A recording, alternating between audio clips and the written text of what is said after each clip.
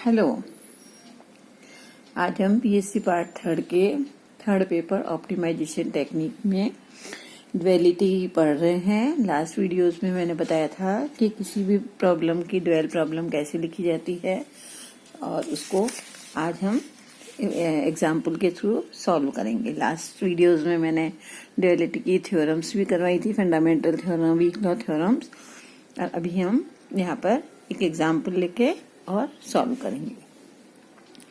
Solve the dual using of the following LPP.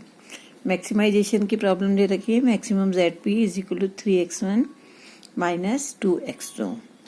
Maximisation की problem है P for primal और constants है इसके x1 इज लेस देन और equal to 4, x2 is less than और equal to 6, x1 plus x2 is less than or equal to 5, minus x2 is less than or equal to -1 and all x's are non-negative। अब इसमें हम सबसे पहले तो इसको minimisation में convert करेंगे।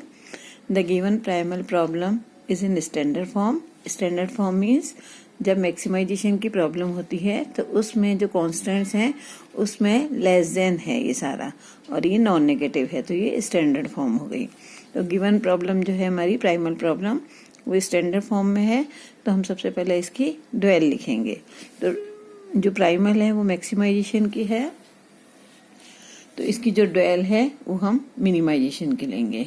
इसमें अब हम यहाँ देखेंगे कि हम जो ड्यूल लेके इसको सॉल्व करते हैं उसका एक रीजन जो मैंने बताया था कि जब नंबर ऑफ कॉन्स्टेंट्स ज्यादा हो और नंबर ऑफ वेरिएबल्स कम हो तब हम उसकी ड्यूल लेके और फिर सॉल्व करते हैं।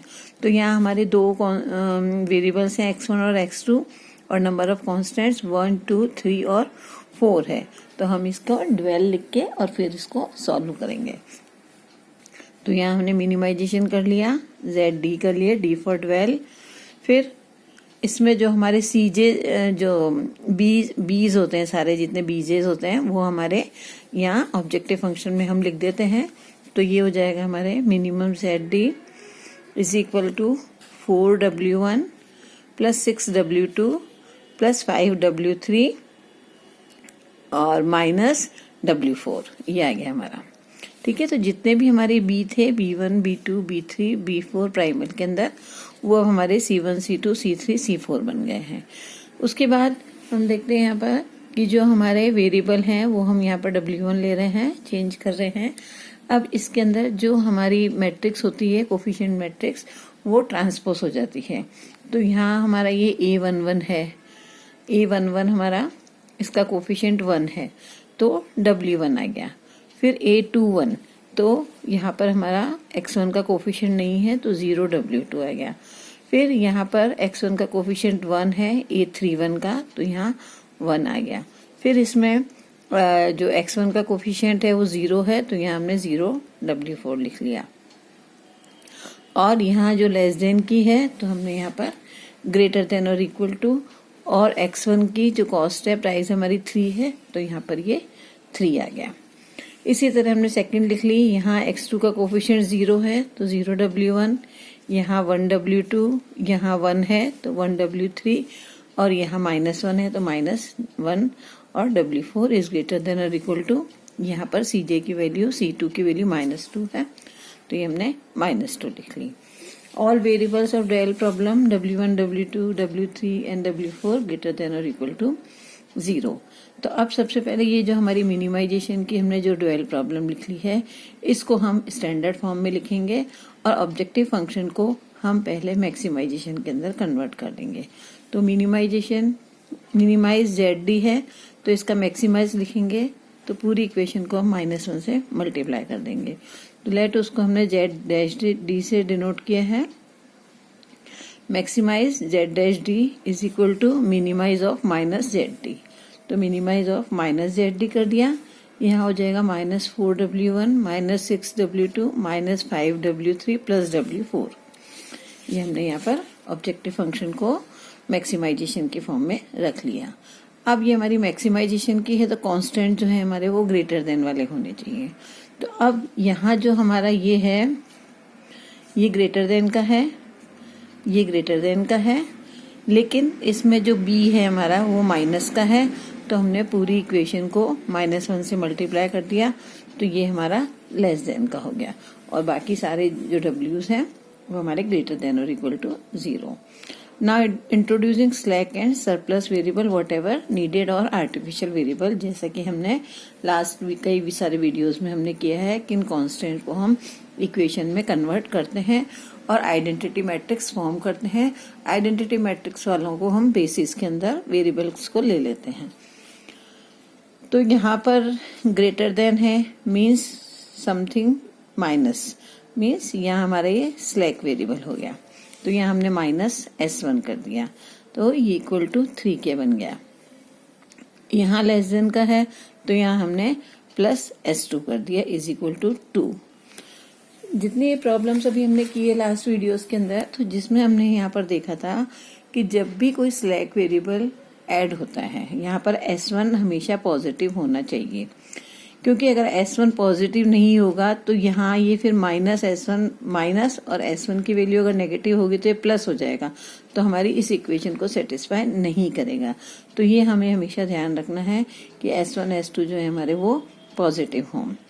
दूसरा, हमने यहाँ पर जो माइनस किया है, तो हमारी जो आइडेंटिटी मैट्रिक्स फॉर्म होती है वो हमारे स्लैक वेरिएबल्स या सरप्लस वेरिएबल से होती है, तो यहाँ पर नहीं बन रही है। यहाँ ये -1 है, तो हम क्या करते हैं, हमेशा जो हमने क्वेश्चन सॉल्व किया उसमें जब भी स्लैक वेरिएबल होता है तो उसके साथ हम एक आर्टिफिशियल वेरिएबल ऐड कर लेते हैं, तो जिससे हमारी आइडेंटिटी मैट्रिक्स फॉर्म हो जाती है और उनको हम बेसिस के अंदर ले लेते हैं। लेकिन यहाँ पर हम इसलिए नहीं करेंगे क्योंकि हम ये देख रहे हैं कि यहाँ से 1 0, अगर इस कोफिशिएंट मैट्रिक्स को हम देखेंगे तो यहाँ W1 का कोफिशिएंट 1 है, 1 0 यहाँ से बन रहा है और 0 1 यहाँ से बन रहा है। इसका मतलब आइडेंटिटी मैट्रिक्स फॉर्म हो रही है हमारी W1 और इस S2 कोफिशिएंट से। इनको हम ये भी ले सकते हैं α1 α2, जहाँ की α1 हमारा 1 0 हो जाएगा, α2 0 -1, α3 1 -1, α4 1 1, और इसको हम β1 लेते हैं तो -1 है और 0, तो यहाँ β2 0 1 हो जाएगा, तो 1 0 और 0 1 हमारी आइडेंटिटी मैट्रिक्स बन गई। तो यहाँ पर हमें आर्टिफिशियल वेरिएबल को ऐड करने की जरूरत नहीं है। तो यहाँ पर हमने देखा कि the coefficient of W1 and W4 makes an identity matrix be in constant so that no need to introduce an artificial variable। तो इनिशियल बेसिक फिजिबल सॉल्यूशन हमारा W1 और S2 हमने ले लिया 3 and 2। अब W1 और S2 ले लिया हमने, यहाँ सारी कोफिशिएंट मैट्रिक्स लिख दी। अब इसके अंदर हमने देखा, यहाँ पर सेम वही मेथड किया हमने, तो यहाँ हमने देखा मोस्ट नेगेटिव आ गया और आउटगोइंग के लिए हमने मिनिमा देख लिया, तो हमने ये देखा कि ये हमारा आउटगोइंग हो गया। तो S2 आउटगोइंग और W4 या W3 जो हमारा α3 हमारा इनकमिंग वेक्टर। तो हमने यहाँ पर कर लिया W4, W1 ऐसा कैसा आ गया, S2 हमारा हट गया यहाँ से। अब ये हमने वापस से सेम वही प्रोसेस, की एलिमेंट, तो यहाँ हमारा एक की एलिमेंट आ गया, इससे पूरी इक्वेशन को डिवाइड करके और हमने सॉल्व किया। तो चाहे हम यहाँ पर डेल जे को ZJ माइनस CJ लिखें या CJ माइनस ZJ लिखें, जो भी हमारी कैलकुलेशन में सेट रहता है हम उसको करके, या अगर हमने delta J equal ZJ minus CJ किया है तो हमारा ये आ गया। 0 5 4 1 सब पॉजिटिव हैं और ग्रेटर देन और इक्वल टू 0 हैं। तो hence the dual problem has optimal solution and its optimal solution is W1 is equal to 3, W4 is equal to 2 and W2 W3 equal to 0। तो अब हमने यहाँ पर मैक्सिमाइजेशन Z' जो हमारा ऑब्जेक्टिव फंक्शन था उसमें हमने रखा है यहाँ पर ये वैल्यू, ये भी हमारी मैक्सिमाइजेशन Z' 3 और 2 हमने यहाँ पर वैल्यू रख दी, यहाँ हमने वैल्यू रखी और हमारा जो सॉल्यूशन आया वो आ गया -10। तो maximum Z' is equal to -10 आया है, तो minimum Z' is equal to हमारा 10 आ गया। क्यों? क्योंकि मैक्सिमाइजेशन और मिनिमाइजेशन में -10 का डिफरेंस हमने देखा होता है। तो now the corresponding to surplus variable S1 and slack variable S2, the value of delta J are 4 and 1। तो x1 और x2 की वैल्यू 4 और 1 हो गई। यहाँ हमने देखा कि s1 और s2 की वैल्यू ये यहाँ पर इसमें ये 4 और 1 आ रही है, यहाँ पर 4 और 1, तो हमारी जो x1 और x2 की वैल्यू है वो 4 और 1 हो गई। तो उससे भी हमारी जो वैल्यू निकली है वो यहाँ पर maximum ZP is equal to minimum ZP is equal to 10 आ गया हमारा। Thank you.